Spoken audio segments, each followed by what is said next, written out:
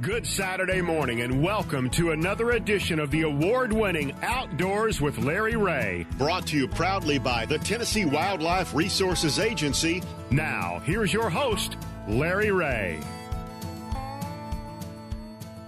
Hey, good Saturday morning. Welcome to Outdoors with Larry Ray on this last Saturday in October. And no, I am not in the studio.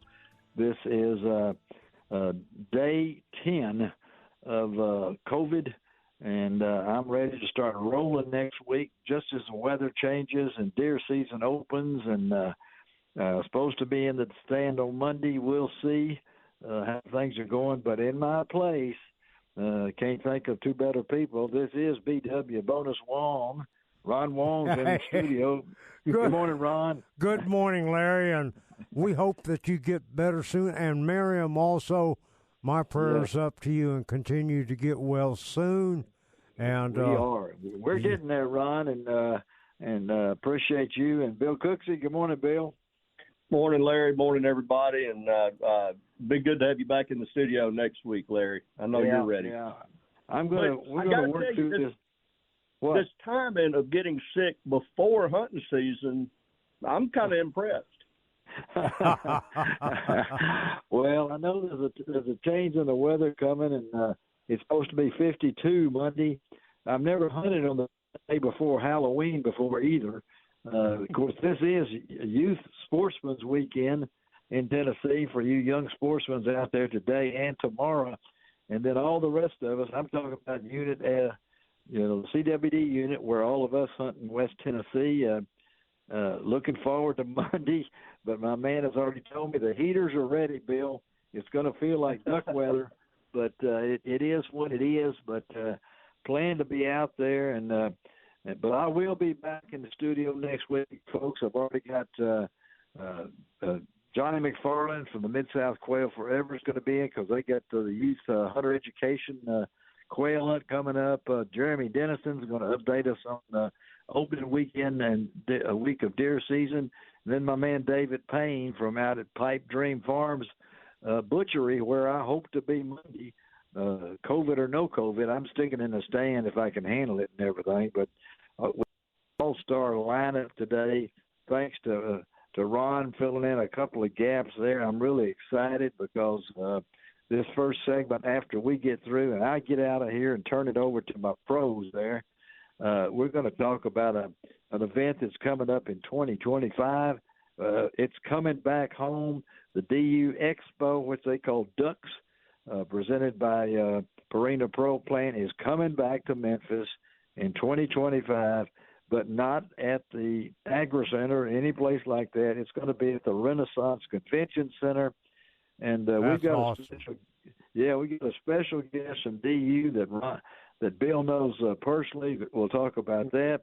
And then we're going to go a little fishing here with Russ Snyders out of Pegram, Tennessee, by way of California, where he started.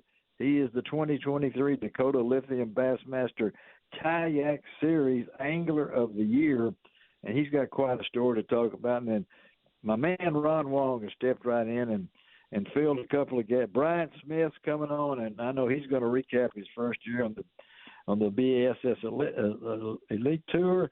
And then we're going to have what I'm really excited and can't wait to listen to is Boom Boom. Ron, you've got Fred Robanis coming on. Absolutely. Boom Boom Robanis. Yeah. They won it all, didn't they? They won the gold.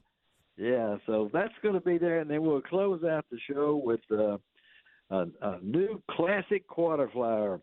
He's going to be at the Bassmaster Classic next year because Ron will be there also, and that's Messer out of Warfield, Kentucky. You can't go any further in Kentucky and stay in Kentucky than where Matt lives. Yep. And he'll have to explain that to you. But I know Ron and Bill are going to really hook up and get the show rolling. And like I said, my wife and myself, no fun having COVID, but we're both doing so much better, taking all of our medicines, did all the right things, but I just don't think that I need to be in the studio this morning.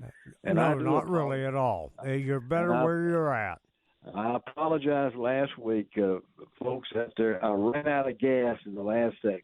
I don't think I've ever quit a segment before, but when it came to the very end, and we had David Beal and Frank Barton in studio, and I flaked out on them, guys. I did. I just said, "Take it away, guys." And I don't know if they did the regular closing or not, but I was out of here because that was day one of COVID, and I don't know. You get this stuff, and some people don't get it. And I got it, but I'm doing so much better. And this show today will feature a lot of great guests and a lot of great conversation.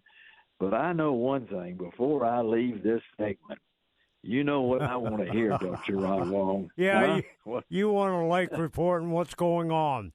Well, and I don't know how this front, Ron, is a biggie. You know, I've seen the guys. Ron Childers calls it the big thing is coming.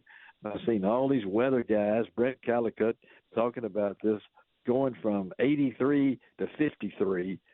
And so, Ron Wong, well, I want to hear it before I let you guys go. Morning, I want to hear it. What's happening? This Saturday morning, it's still 80 degrees. Yeah, going to be 80 today. Then it's dropping off Monday to the low 50s, et cetera, et cetera. And our water temperature, surface temperatures throughout our area are still in the high 60s or low 70s, more like about 71 degrees. Now, yeah, what's going to happen on your Tennessee River lakes, they're down at mid-60s. That water won't cool off that fast. Okay. And here's the thing about it. That will be at the very surface. You still have warmer water 3 to 5 feet down. It won't do anything other than make the fish feed more.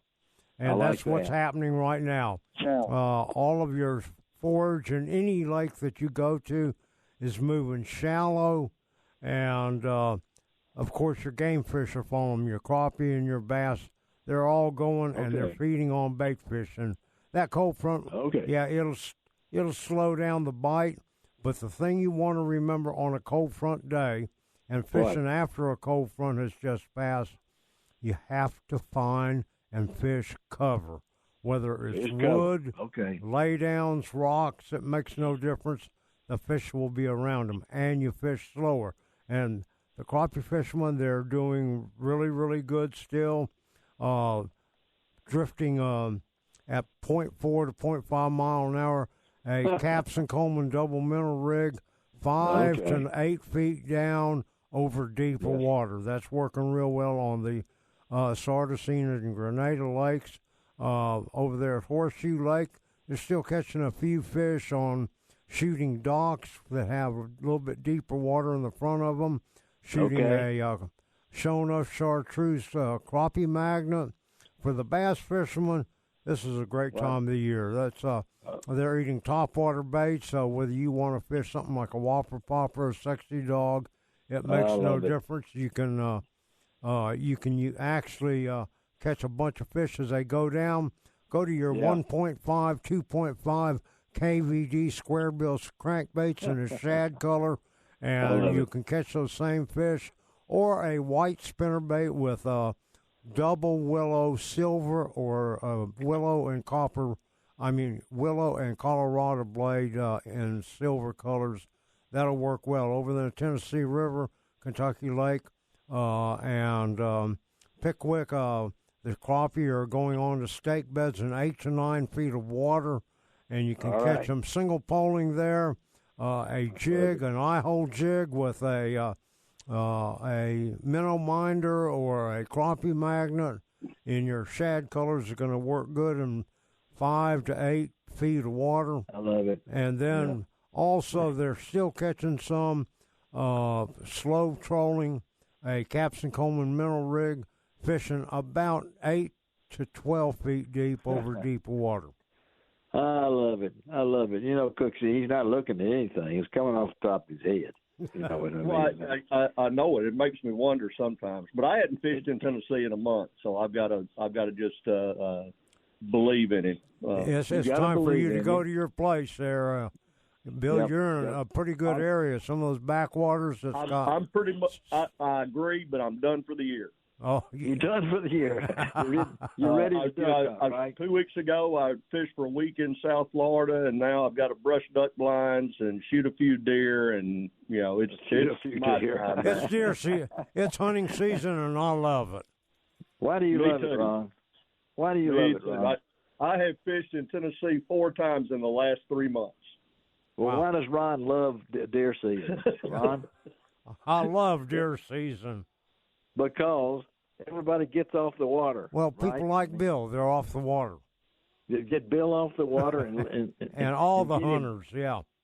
And I will say one thing. Ron's just back from I hope you get the chance, Ron, to mention a little bit about where you've been, because I've been at Green River Lake in Columbia, Kentucky, and we've got a couple of minutes left, and I'll go over that real quick.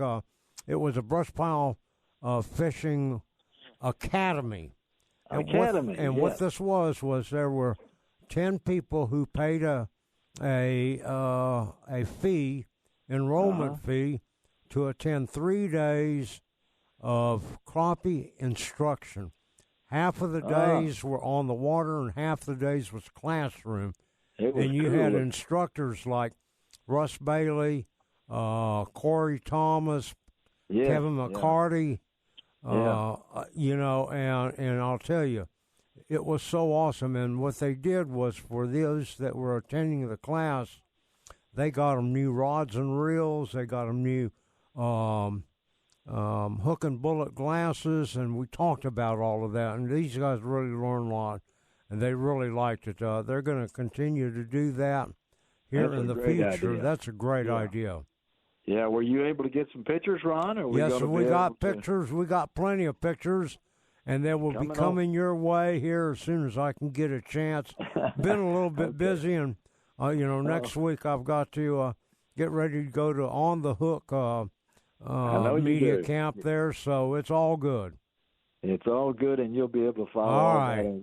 Well, Larry, you get well soon, my friend. All right, let's get out of here and let you guys take over, and it's going to be a great show, and we'll see you folks on Outdoors with Larry Ray. Take it away. Let's get out of here.